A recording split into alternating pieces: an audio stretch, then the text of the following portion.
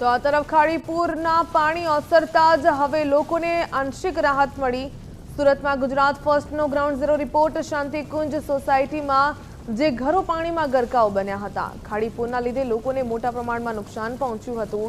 ઘરોમાં ઇલેક્ટ્રોનિક વસ્તુ ફર્નિચરને ભારે નુકસાન થયું છે। પાણી ઓસરતા જ દુકાન અને ઘરોની સફાઈ હાથ ધરવામાં આવી।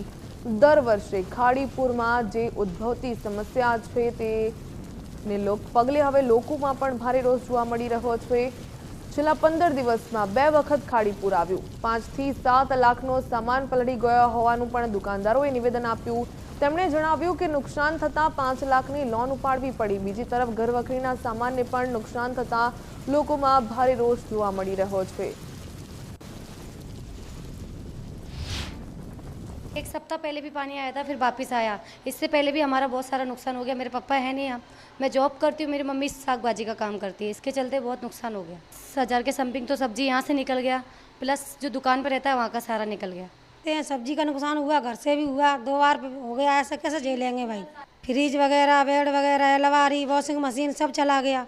अब कहाँ से पैसा इतना आएगा? कमाने वाला तो कोई है नहीं है, अकेले कमाने वाले हैं। बच्चों को पाले के खर्चा देखें, नुकसान हर बार हो रहा है। हफ्ते में 1 बार हो जाए तो चले, 2 बार हो रहा है। થયું ને હમણાંની ઓછું થયું, પર પહેલાં તો એટલું નુકસાન થયું, આખું ઘર ડૂબી ગયેલું।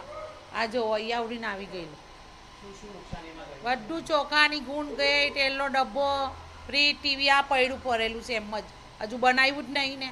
અમારા ઘરમાં સાહેબ નાના નાના બાળકો છે અમારા, એને લઈને અચાનકથી પાણી આવી જાય, અમારે ભાગી જવું પડે છે। આજે 15 દિવસની અંદર 2 વાર પાણી આવ્યા છે। અમે રિપેર કામ કરાવીને થાક્યા નહીં ને પછી આ બધું પાણી ભરાઈ ગયું છે। અમારું કેટલા 1.5 લાખ ઉપરનું ફર્નિચર અમે ફેંકી દીધું છે। અમારો દરવાજો જો તમે આખો તૂટી ગયો છે। અમે ખાલી એટલું જ કહેવા માંગીએ છીએ સુરતના કાર્યકર્તાઓને, જે બી હોદ્દા પર હોય તેને, કે ભાઈ હવે અમે થાકી ગયા છે કઈ કહીને બી। હવે તમે આ પાણીનો નિકાલ લાવો ને બંધ કરો, જે ડેમોલિશન લાવો, જે કરવું હોય તે કરો। અમે કંઈ અનલીગલી નથી રહેતા, અમારી પાસે દસ્તાવેજવાળા મકાન છીએ ને અમે આટલા પરેશાન થઈએ છીએ। અમે એટલા બી ગરીબ નથી કે તમે 1 થેલી દૂધ અને 1 બોટલ પાણી આપો એ અમને ચાલે। અમારું લાખોનું નુકસાન થયું છે, એનું ભરપાઈ અમને જોઈએ છે। અમને 2-5 હજાર રૂપિયાથી અમારું કશું થતું નથી। અને આ વખતે તો છેલ્લા 20 દિવસની અંદર 2 વાર પાણી ભરાઈ ગયું છે।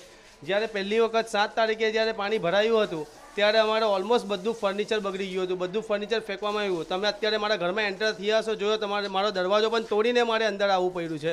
હાલ મારું ફર્નિચર જે થોડું ઘણું હતું એ પણ આજે ફેંકવામાં ગયું છે। અમને એક જ વિનંતી છે, આમાંથી બહાર કાઢો, થાકી ગયા છે।